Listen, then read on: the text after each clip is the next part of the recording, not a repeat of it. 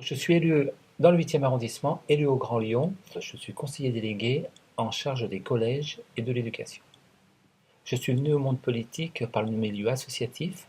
J'ai longtemps milité pour une maison de l'enfance et pour une association de commerçants.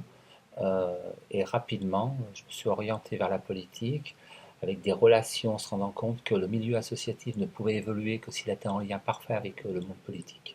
C'est pour moi une nécessité de mettre des connexions entre les différents milieux. Ça a toujours été une préoccupation quand même forte pour moi.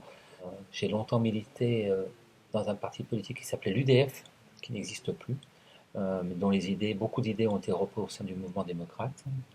Je faisais du centrisme sans le savoir, par mes activités économiques, par mes activités associatives. J'étais un petit peu un centriste qui s'ignorait. Et rapidement, j'ai trouvé que les idées politiques qui étaient défendues par le centrisme, des idées modérées, de rassemblement, étaient pour moi quelque chose d'important. Et très logiquement, j'ai été vers cette formation politique. J'ai milité, j'ai aidé des gens à être élus, et j'ai fait des campagnes électorales. Et rapidement, je me suis retrouvé en responsabilité d'un arrondissement, qui est le 8e arrondissement de Lyon. Et dans cet arrondissement, j'ai pris les fonctions de délégué pour l'UDF, et je me suis retrouvé à me présenter à différentes élections. Voilà.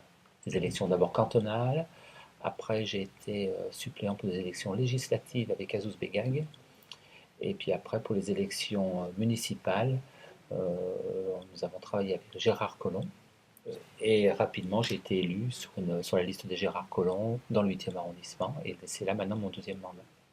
J'ai un parcours, je sais que des fois quand les gens rejoignent des partis politiques, c'est des idées qui leur vont très rapidement, ils y vont par des raisons en pensant être élus, des choses comme ça. Moi j'ai lu tout ce qui se faisait sur le centrisme, ça m'intéressait, l'idée m'intéressait, et j'ai vu que ça correspondait vraiment. Je voulais arriver à montrer que ces idées, elles étaient bien, quoi. Alors après, la vie politique est différente. Une fois qu'on est élu, effectivement, pour tous les jours, on pense aux idées politiques, on pense plutôt aux projets, ce qu'il faut faire, comment on va argumenter, comment on va faire progresser les dossiers. Mais rapidement, en fait, je me suis senti à l'aise dans cette famille politique qui aujourd'hui est un petit peu éparpillée, mais qui existe quand même toujours très fortement à Lyon, quoi.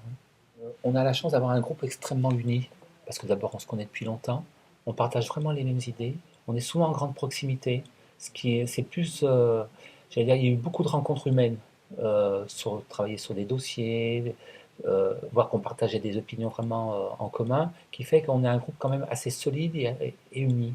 Euh, donc on est effectivement dans la majorité et on n'a aucune ambiguïté. On soutient la politique de Gérard Collomb en essayant un petit peu d'aiguillonner de temps en temps un petit peu, d'amener un petit peu nos idées, quoi, montrer que les idées centristes des fois vont un petit peu plus loin ou un petit peu moins loin, hein, ça dépend, c'est pas forcément qu'une question de distance, mais essayer d'aiguillonner un petit peu la politique, de montrer que des préoccupations qui nous sont propres à nous peuvent être intégrées dans la politique générale qui est proposée à la fois à la ville et au Grand Lyon par Gérard Collomb, quoi, voilà. Alors la métropole, c'est vrai que c'est une grande interrogation. Je vois souvent quand je vais dans des conseils d'administration de collège ou quand on parle un petit peu autour de nous, je crois qu'on a un gros devoir d'explication. Et si je devais me résumer la métropole, je pense que finalement c'est assez simple. C'est euh, comment vivent les grands Lyonnais, leur manière de vivre. Ben, finalement, les institutions vont s'adapter à leur mode de vie.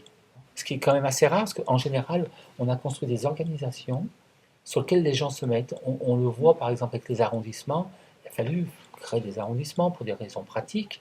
Mais quand on voit qu'on est troisième et huitième arrondissement, par exemple, qu'on est en grande proximité, ben, il y a des bassins de vie qui sont vraiment sur le troisième et le huitième. Et le fait que ces mêmes personnes aillent dans deux mairies différentes pour faire même des papiers, des fois, c'est à la limite de la cohérence, quoi. Alors moi, j'ai deux missions qui me tiennent bien à cœur. Effectivement, il y a longtemps, il y a beaucoup de commerce, pour des raisons que je trouve que le commerce, il fait la ville, c'est la fabrique de la ville, et le commerce a un double impact sur la vie de tous les jours.